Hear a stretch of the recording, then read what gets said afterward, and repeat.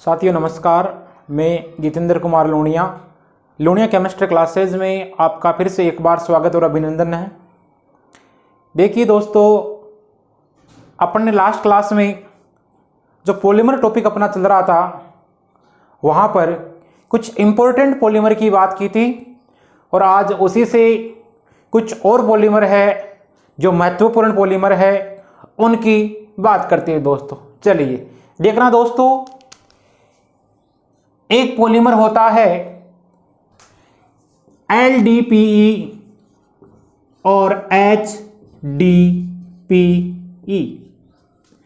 इस LDPE का नाम होता है दोस्तों लो डेंसिटी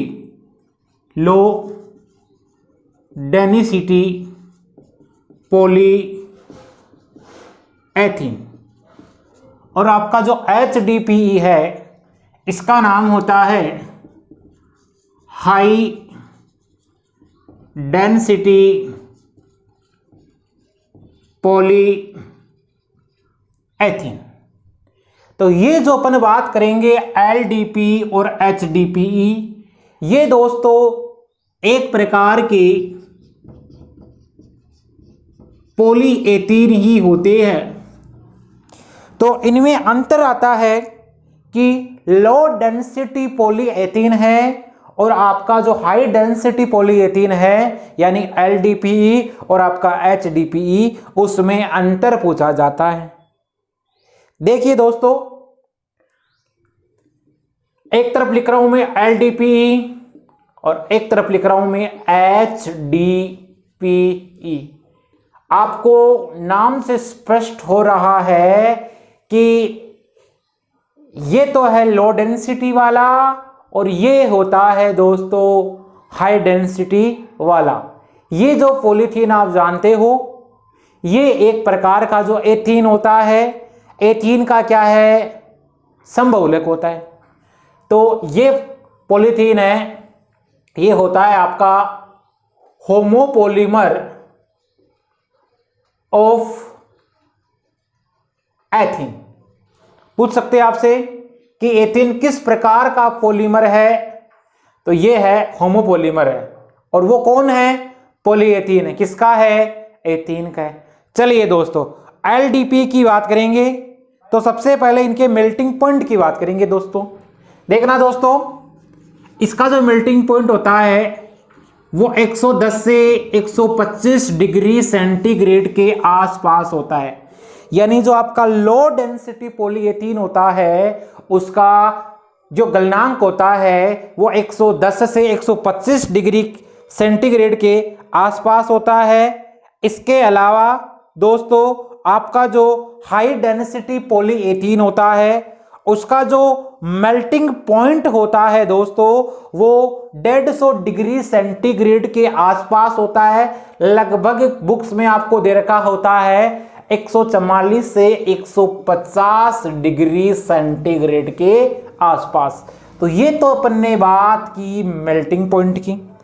चलिए दोस्तों फिर देखो अपन क्या करते हैं, इसका निर्माण कैसे करते हैं। तो देखना इसकी फॉर्मेशन, इसका निर्माण होता है योगात्मक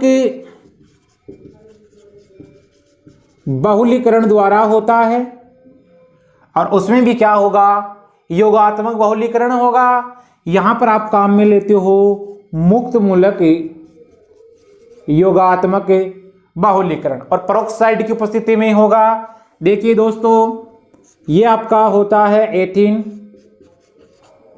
आप क्या लोगे, पेरोक्साइड ले सकते हो, कोई भी ऑर्गेनिक पेरोक्साइड लोगे जिसके कारण क्या होगा, इसमें फ्री रेडिकल बनेंगे और फ्री रेडिकल बनने पर अब यहाँ पर क्या है, इसके n मॉलिक्यूल्स भाग ले रहे हैं तो अब इसकी वैलेंसी फ्री होगी और आपका क्या बन जाएगा दोस्तों, ये आपका बन गया, बहुत सारे अणु आपस में जुड़ते चले जाएंगे और इसको बोला जाता है पॉलीएथीन। और ये आपका क्या है, इधर एथीन,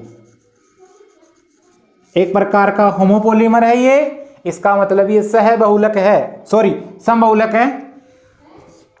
ये दोस्तों आपको दिख रहा है ये पॉलीएथीन जो पेरोक्साइड की उपस्थिति में बनता है वो होता है LDPE।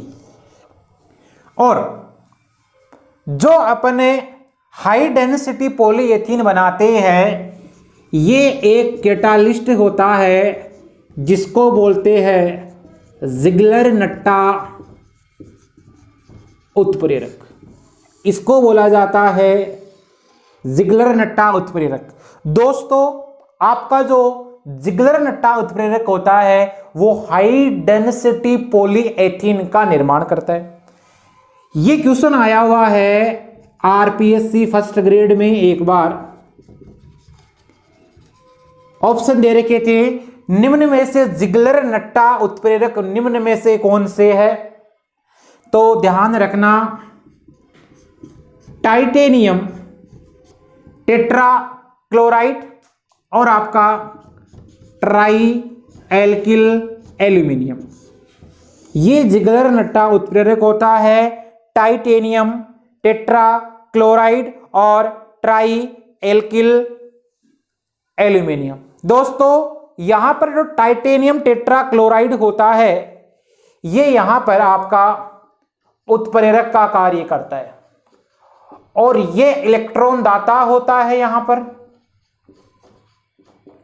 इसी प्रकार जो ट्राई एल्किल एल्यूमिनियम आपको दिखाई दे रहा है ये यहां पर सह उत्प्रेरक का कार्य करेगा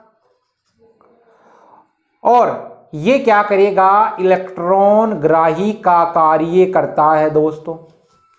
तो आपसे ये भी पूछा जा सकता है कंपटीशन एग्जाम में कि जिगलर नट्टा उत्प्रेरक में टाइटेनियम जो टेट्रा क्लोराइड है ये किसका कार्य करेगा, यहां उत्प्रेरक का कार्य करता है। इसके अलावा ये आपका दोस्तों इलेक्ट्रॉन दाता होता है और ये जो ट्राई एल्किल एल्यूमिनियम आपको दे रखा है दोस्तों यह सह उत्प्रेरक होता है और इलेक्ट्रॉन ग्राही का कार्य करेगा। इसका मतलब पहले क्या होता है इसमें मैकेनिज्म जब होती है तो इसकी एक्वैलेंसी फ्री होती है वो बाद में ऐड होती है और वो कौन देता है ये इलेक्ट्रॉन दाता देता है और वो क्या करेगा इलेक्ट्रॉनों को एक्सेप्ट कर लेगा। आई बात समझ में। चलिए दोस्तों आगे बात करेंगे अपन जो ये LDP आपको दिखाई दे रहा है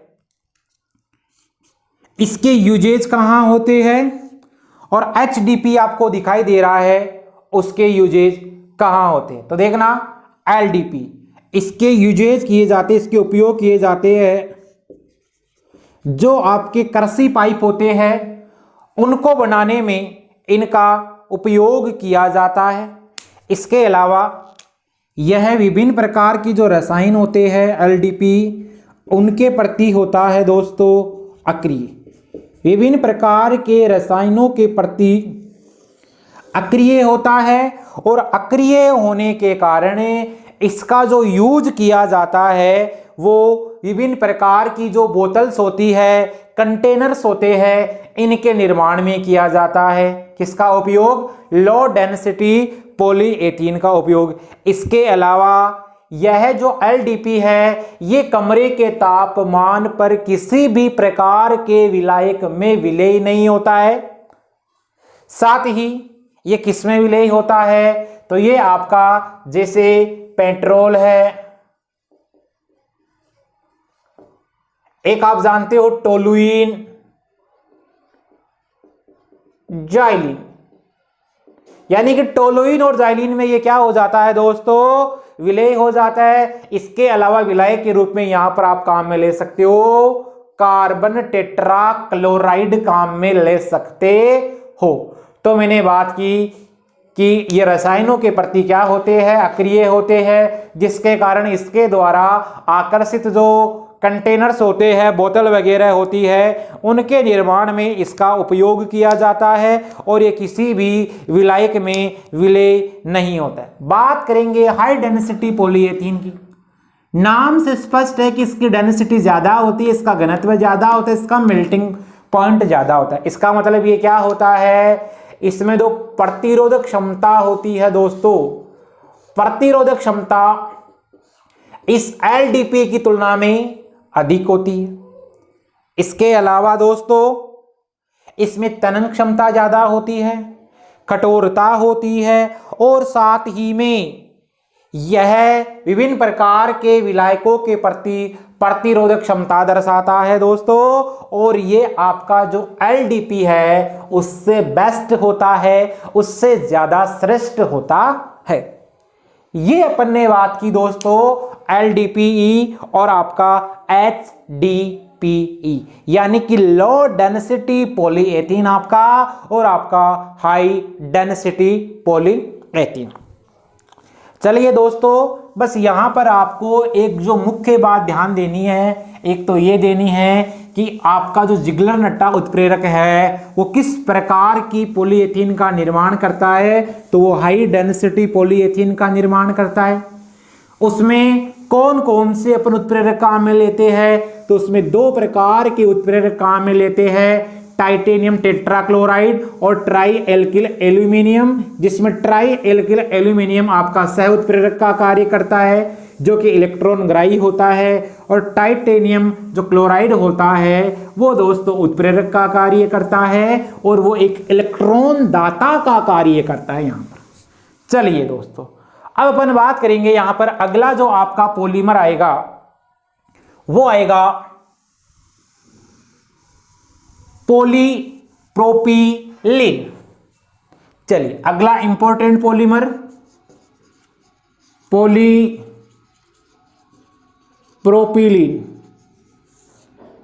देखो नाम से स्पष्ट हो रहा है किससे बनेगा, ये प्रोपिलीन से बनेगा या आपका बनेगा दोस्तों किससे, प्रोपीन से बनेगा। देखना क्या होता है प्रोपीन आपका, प्रोपीन आप जानते हो ये होता है propene CH3 CH double bond CH2, तो यहां लिख दिया मैंने CH3 CH डबल बॉन्ड आपका ये CH2, ये तो आपका हो गया प्रोपिलीन। क्या करोगे दोस्तों, इसमें पॉलीमराइजेशन कराओगे, तो पॉलीमराइजेशन की क्रिया होगी यहां पर भी क्या है, आप कोई ऑर्गेनिक पेरोक्साइड ले सकते हो काम में। चलिए इसके एन अणु जुड़ेंगे, पॉलीमराइजेशन की क्रिया होगी, ये यहां से बॉन्ड ब्रेक होगा, इसके वैलेंसी फ्री होगी और इसके द्वारा आपका क्या प्राप्त हो जाएगा, CH3 CH CH2 और वैलेंसी फ्री होगी और ऐसे बहुत सारे अणु आपस में जुड़ते चले जाएंगे और इसको दोस्तों बोला जाता है पॉलीप्रोपिलीन।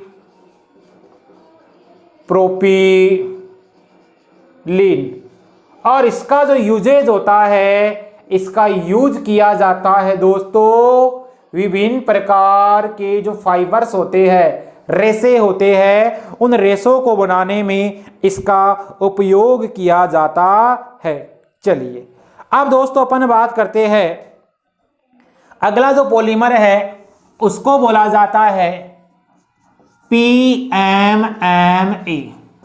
इसको बोलते हैं अपन पॉली मिथाइलिन मैथ एक्राइलेट। देख लो दोस्तों जो PMMA होता है आपका, इसमें एक बॉन्ड पाया जाता है जिसमें एस्टर बॉन्ड होता है और इसको बोलते पॉली मैथिल मेथ एक्राइलेट। ये किससे बनता है दोस्तों, नाम से स्पष्ट है, मिथाइल मेथ एक्राइलेट के द्वारा बनता है। और ये जो मिथाइल मेथ एक्राइलेट होता है इसमें एस्टर बॉन्डिंग दर्शाई जाती है। ये CH3 यहां पर CH2 डबल बॉन्ड के साथ जुड़ा हुआ। चलिए दोस्तों फिर क्या होता है, ये आपको दिख गया, फिर आपको इसमें एक एस्टर ग्रुप ऐड करना है और वो एस्टर ग्रुप क्या होगा, COOCH3। तो देखो बन गया ना मैथिल मेथ एक्राइलेट। समझ गए मेरी बात को दोस्तों, इसको बोला जाता है मिथाइल मेथ एक्राइलेट।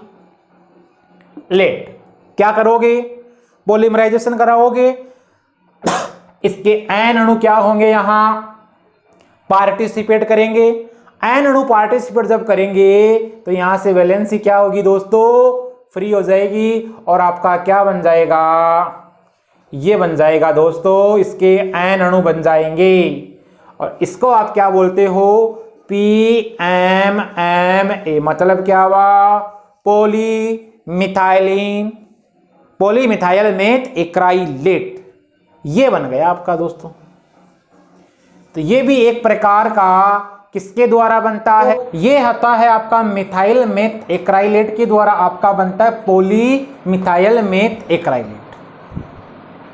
दोस्तों इसका जो उपयोग किया जाता है वो कृत्रिम लेंस बनाने में किया जाता है। कृत्रिम लेंस के निर्माण में PMMA का उपयोग किया जाता है और यह एक प्रकार का स्वच्छ होता है, रंगहीन होता है और पारदर्शी होता है। चलिए अब अपन अगला जो पॉलीमर है उसकी बात करेंगे, पॉलीएक्रिलोनाइट्राइल। देखना दोस्तों, पॉलीएक्रिलोनाइट्राइल, PAN भी कहते हैं उसको,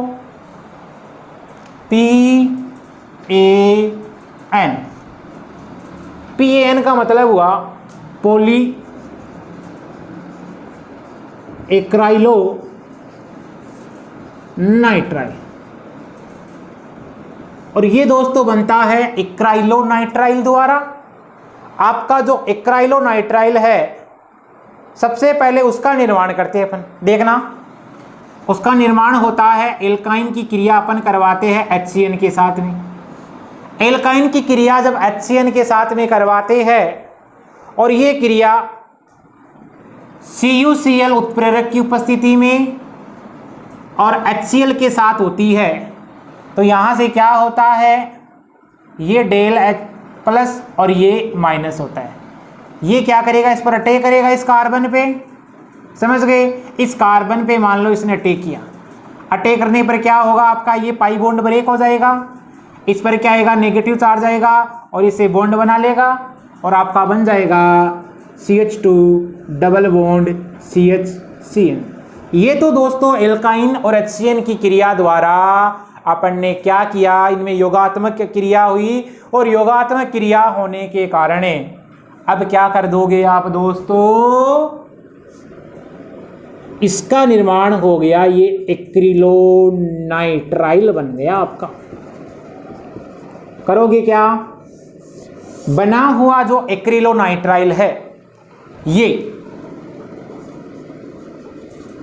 इसमें आप करवाओगे पॉलीमराइजेशन की क्रिया, इसके N मॉलिक्यूल पार्टिसिपेट करेंगे और ये भी क्या होगा, आपका कोई ऑर्गेनिक पेरोक्साइड है उसकी उपस्थिति में क्रिया होगी, यहां से ये बॉन्ड ब्रेक होगा, वैलेंसी फ्री होगी और अगला अणु आके जुड़ेगा तो CH2 CH और ये आपका Cl और ऐसे बहुत सारे अणु आपस में आकर जुड़ जाएंगे और ये आपका क्या बन जाएगा दोस्तों, PAN। इसको क्या बोलोगे आप, पॉलीएक्राइलोनाइट्राइल, पॉलीएक्राइलोनाइट्राइल। ये किस प्रकार के बहुलीकरण क्रिया द्वारा बनता है दोस्तों, तो यह योगात्मक बहुलीकरण क्रिया द्वारा बनता है, क्योंकि एक्रिलोनाइट्राइल के बहुत सारे जो मॉलिक्यूल है वो आपस में जुड़ते चले जाते हैं। आपसे पूछे कि आपका जो पॉलीएक्रिलोनाइट्राइल है वो किसका समबहुलक है, तो आंसर क्या होगा, वो एक्राइलोनाइट्राइल का समबहुलक है। चलिए दोस्तों, इसका मेल्टिंग पॉइंट होता है वो बहुत ऊंच होता है और इसके जो यूजेज किए जाते हैं, इसका उपयोग किया जाता है कोट है, स्वेटर है आदि के निर्माण में आपके इस पॉलीएक्रिलोनाइट्राइल का प्रयोग किया जाता है दोस्तों। तो ये अपन ने बात की आज कुछ इंपॉर्टेंट पॉलीमर्स की। कुछ महत्वपूर्ण पॉलीमर्स की। दोस्तों, यदि ये वीडियो आपको पसंद आ रहा है तो इसको अधिक से अधिक लाइक और सब्सक्राइब कीजिए। धन्यवाद।